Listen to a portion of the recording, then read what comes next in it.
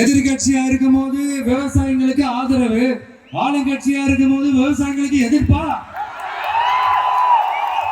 எனக்கு புரியலையே. உங்க நாடகத்தெல்லாம் பார்த்துக்கிட்டு மக்கள் சும்மா இருக்க மாட்டாங்க. நீங்க உங்களோட வசதிக்காக அவங்களோட நிக்கிறதும் அவங்களோட நிக்காம இருக்கிறதும், நாடகம் ஆடுறதும் நாடகம் ஆடாம இருக்கிறதும், அது சரி. நம்புற மாதிரியே நாடகம் ஆடுறதுலதான் நீங்க கில்லாடிங்களாச்சு. அதையும் மீறி நம்ம விவசாயிங்க உங்க போராட்டத்துக்கு எதிராக போராடினாங்கன்னா பிரச்சனை தான்.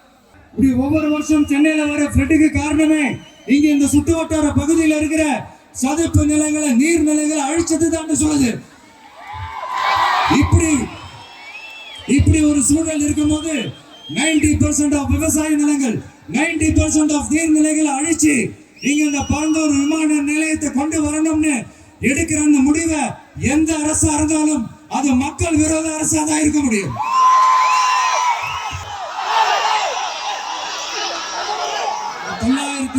நாட்களுக்கு மேல உங்க மண்ணுக்காக போராடிட்டு இருக்கீங்க.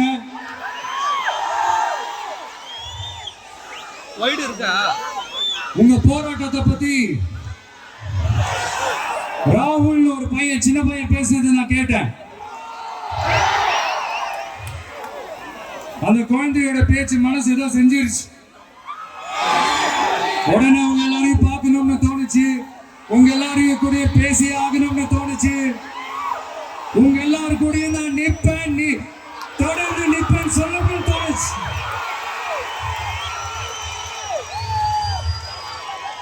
ஒவ்வொரு வீட்டுக்கும் ரொம்ப முக்கியமானவங்க அந்த வீட்டுல இருக்கிற பெரியவங்க தான். அதே மாதிரிதான் நம்ம நாட்டுக்கு ரொம்ப முக்கியமானவங்க உங்களை மாதிரி விவசாயிங்க தான். அதனால உங்களை மாதிரி விவசாயிகளோட காலடி மண்ணை தொட்டு கும்பிட்டுதான் என்னோட பயணத்தை தொடங்கணும்னு ஒரு முடிவோட தான் இருந்தேன். அதுக்கு சரியான இடம் இதுதான் எனக்கு தோணுச்சு.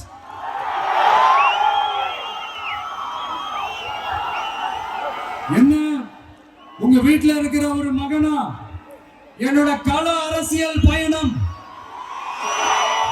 உங்களோட ஆசீர்வாதத்தோட இங்கிருந்து தான் தொடங்குது. நம்மளுடைய முதல் மாநில மாநாட்டுல நம்ம கட்சியினுடைய கொள்கையை பத்தி நான் எடுத்து சொன்னேன். அதுல ஒண்ணுதான் இயற்கை வள பாதுகாப்பு. சூழலியல் மற்றும் காலநிலை நெருக்கடியை எதிர்கொள்ளக்கூடிய, இயற்கைக்கு ஊறு விளைவிக்காத பகுதிசார் மாநில வளர்ச்சி பரவலாக்கம், இதான் நாம் அறிவிச்ச அந்த கொள்கை. இதை நான் இங்க சொல்றதுக்கு காரணம் ஓட்டு அரசியலுக்காக இல்ல.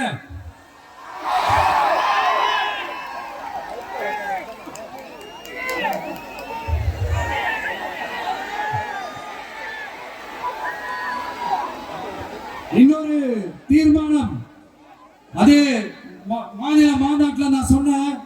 அது விவசாய நிலங்கள் பாதுகாப்பு கொள்கை தீர்மானம்.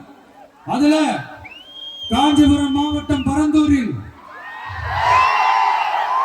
1000க்கும் மேற்பட்ட ஏக்கர் பரப்பளவில் 13 நீர்நிலைகளை அடிச்சு சென்னையை நிரந்தரமாக வெள்ளக்காடாக்கும் திட்டத்தை ஒன்றிய மாநில அரசுகள் கைவிட வேண்டும் வலியுறுத்தின. அது மட்டுமில்லாம இந்த மண்ணுக்காகவும் மக்களுக்காகவும் நம்ம விவசாயிகள் பாதிக்கிற இந்த திட்டத்துக்கு எதிராக சட்ட போராட்டம் நடத்தவும் தயங்க மாட்டோம்னு சொல்லியிருந்தோம்.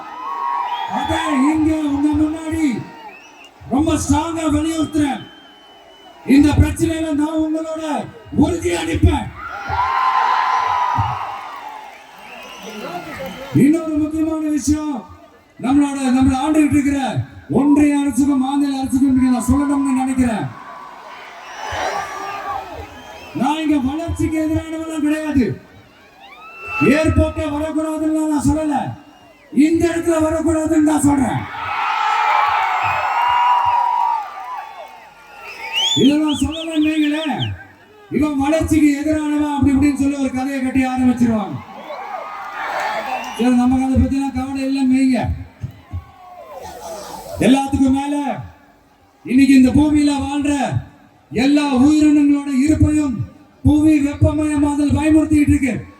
அதனுடைய ரிசல்ட் தான் ஒவ்வொரு வருஷமும் இந்த மழை காலத்துல வெள்ளத்துல சென்னை சிட்டி எப்படி தத்தளிச்சுக்கிட்டு இருக்கிறத நம்ம பாக்குறோம். இப்ப ரீசன்ட் டைம்ல எடுத்த ஒரு அறிவியல் ஆய்வுல இப்படி ஒவ்வொரு வருஷம் சென்னையில வர ஃப்ளட்டுக்கு காரணமே இங்க இந்த சுற்று வட்டார பகுதியில் இருக்கிற சதுப்பு நிலங்களை நீர்நிலைகளை அழிச்சது தான் சொல்லுது. இப்படி ஒரு சூழல் இருக்கும்போது 90% ஆஃப் விவசாய நிலங்கள் 90% ஆஃப் நீர்நிலைகளை அழிச்சு இங்க இந்த பரந்தூர் விமான நிலையத்தை கொண்டு வரணும்னு எடுக்கிற அந்த முடிவை எந்த அரசா இருந்தாலும் அது மக்கள் விரோத அரசா தான் இருக்க முடியும்.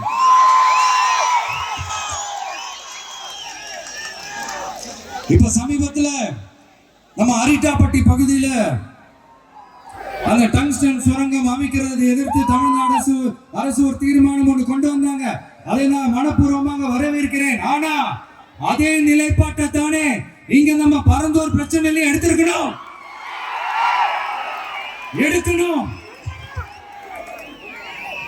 எப்படி அரிட்டாப்பட்டி பகுதி மக்கள் நம்ம மக்களோ அதே மாதிரி தானே பரந்தூர் மக்களும் நம்ம மக்கள். அப்படித்தானே ஒரு அரசாங்கம் யோசிக்கணும். ஆனா அப்படி செய்யலையே. ஏன் செய்யல? ஏன்னா இந்த விமான நிலையத்தையும் தாண்டி இந்த திட்டத்தில் அவங்களுக்கு ஏதோ ஒரு லாபம் இருக்குது.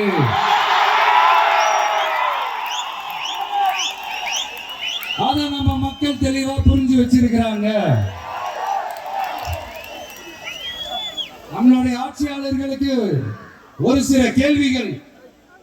நீங்க எதிர்கட்சியா இருக்கும் போது 8 வழிச்சாலையை எதிர்த்தீங்க, அந்த காட்டுப்பள்ளி துறைமுகத்தை எடுத்தீங்க. அதே தானே இங்கேயும் அதே நிலைப்பாடு தானே இங்கே எடுக்கணும். எதிர்கட்சியா இருக்கும் போது விவசாயிகளுக்கு ஆதரவு, ஆளுங்கட்சியா இருக்கும் போது விவசாயிகளுக்கு எதிர்ப்பா? எனக்கு புரியலையே.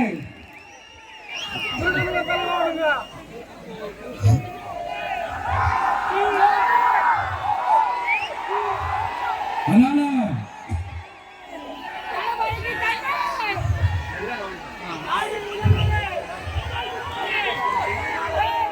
இனிமேலாம் சொல்றேன்,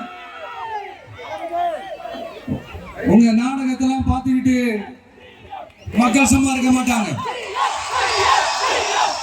நீங்க உங்களோட வசதிக்காக அவங்களோட நிக்கிறதும் அவங்களோட நிக்காம இருக்கிறதும் நாடகம் ஆடுறதும் நாடகம் ஆடாம இருக்கிறதும் அது சரி. நம்புற மாதிரியே நாடகம் ஆடுறதுலதான் நீங்க கில்லாடிங்களாச்சு. அதையும் மீறி நம்ம விவசாயிங்க உங்க போராட்டத்துக்கு எதிராக போராடினாங்கன்னா பிரச்சனை தான். அதனால இனிமேல் உங்க நாடகத்தை பார்த்துக்கிட்டு மக்கள் சும்மா இருக்க மாட்டாங்க. உங்களோட இந்த விமான நிலையத்துக்காக நீங்க ஆய்வு செஞ்ச இடத்தை மறு ஆய்வு செய்யணும்னு ஒன்றிய அரசுக்கும் மாநில அரசுக்கும் நான் கேட்டுக்கிறேன். விவசாய நிலங்கள் இல்லாத இந்த பாதிப்புகள் குறைவா இருக்கிற இடங்களா பார்த்து உங்களுடைய விமான நிலையத்தை கொண்டு வாங்க. வளர்ச்சி தான் மக்களின் முன்னேற்றம்.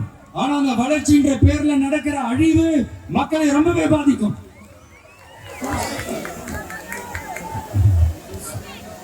நீங்க எல்லாரும் உங்களுடைய ஊர் கிராம தேவதைகளான கொல்லமட்டால் அம்மன் மேலையும் எல்லை அம்மன் மேலையும் ரொம்பவே நம்பிக்கை வச்சிருக்கீங்கன்றது எனக்கு தெரிஞ்சது. அந்த நம்பிக்கையை இழந்துடாதீங்க. உங்களுக்காகவும் உங்க ஊருக்காகவும் இனி உங்க வீட்டு பிள்ளையான நானும் தமிழக வெற்றி கழகத்தோட தோழர்களும் சட்டத்துக்கு முற்பட்டு எல்லா வழிகளிலும் உங்களோட உறுதி அளிப்பேன். உங்களோட ஊருக்குள்ள ஏகனாபுரம் ஊருக்குள்ள வந்து அந்த திடல்ல தான் உங்க எல்லாரையும் மீட் பண்ணணும்னு நினைச்சேன். ஆனா எனக்கு பர்மிஷன் கிடைக்கல. இங்கதான் பர்மிஷன் கொடுத்தாங்க. நான் ஏன் ஊருக்குள்ள வரணும் தடைன்னு எனக்கு தெரியல.